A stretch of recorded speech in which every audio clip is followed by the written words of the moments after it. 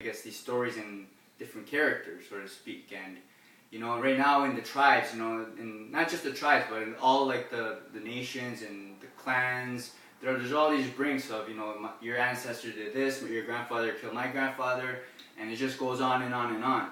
And there's a lot of pain, and people are just trying to express it as best they can to bring this change. Now, I can't just go into some tribe and say this is the new way. You have to show respect, and there's native manners, and this is what I learned from my elder. And I just kept on going, and there was a national assembly of what's it called? The Assembly of the First Nations, where they they voted for their for their, I guess, their chief of Canada, which happened recently. I ended up going, brought my sacred tobacco. I missed the elders, but I was still able to speak for a chief from Manitoba, and we spoke about just the stranglehold with money and the corporations, and the corporations need healing. And going back to Nadine, my theme was heal the corporations, heal the Amazons, and everything is reciprocal to each other. And the more I went out, the more like I was walking my talk, the more I was able to to have that power, to have that strength. And and going along with what I was doing, I was honoring the buffalo because of my family. They brought me back to Ecuador. They took me to the mountains where they were raised, and they showed me. And even here, we've killed chickens, and even different delicacies. We've done it here, and that's why I'm able to resonate with it and understand the love behind it. But there's also I guess dark entities that take place that we're not able to see, especially when you are a meat eater, because you lower yourself to a certain frequency. Now, my elder told me that I have to unite not just the native elders, but the elders of the world. And me and my girlfriend Shakti, Danie, we went to see Amma when she came into town, and I'm not. People think I'm dim or even stupid or retarded, but there's a way of my being, and because like I'm an in and out guy, you know what I mean. And we went to a thing or a ceremony called the Darshan, and we went and we observed and we saw what was going on, and we saw there's etheric chords that were kind of being displayed. I'm a mystic, you know what I mean, like come on, you know what I'm saying, wink wink.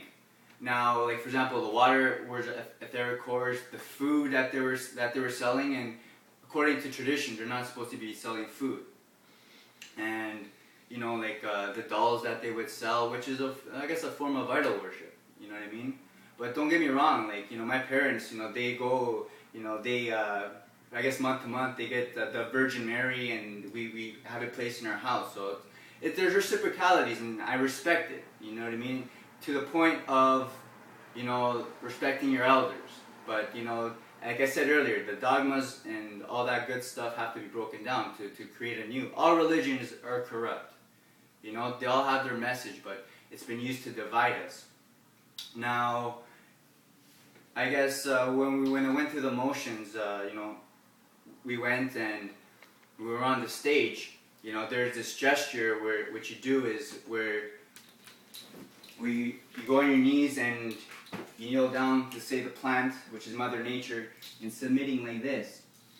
I understand, and I guess submitting to like the goddess energy, the earth, and also the Creator, the Father, and which the Muslims do.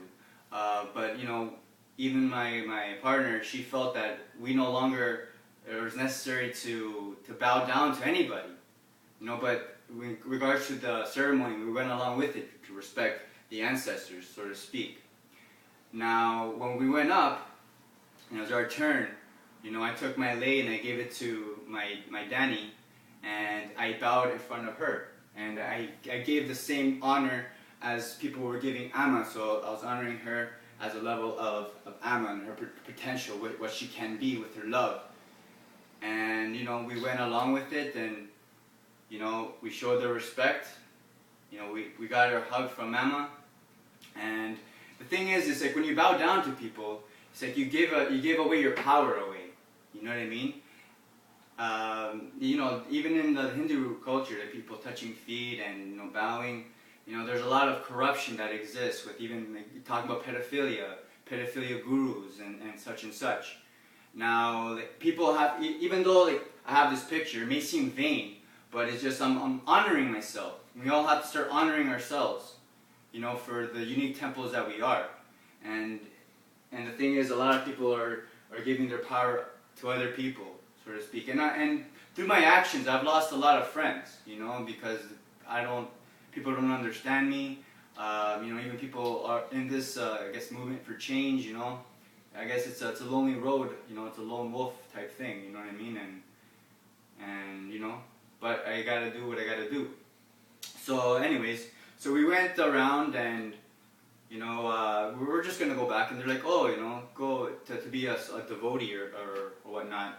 So we went, and you know, we got our secret mantra and stuff like that. And straight up, I lost it as soon as I left the stage.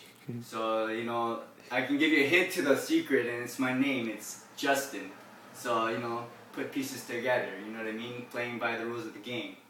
Now, you know, apparently you have to do like all this mantra chanting, and if you notice, even in my picture, I have one of those 108 beads type thing. You know, it's honoring the ancestors. Even look at the picture here.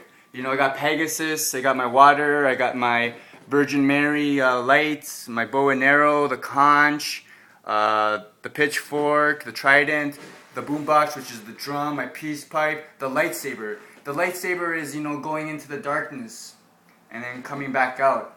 You know, kind of like what I was explaining earlier. You know, then Eagle and the Condor prophecy, which is merging the old ways with the new. In regards to the traditions of, let's say, I guess, you know, the ways of the ancestors mixed with the merging with technology and such, like, you know, everything that we have, the computers, everything is based on technology of war.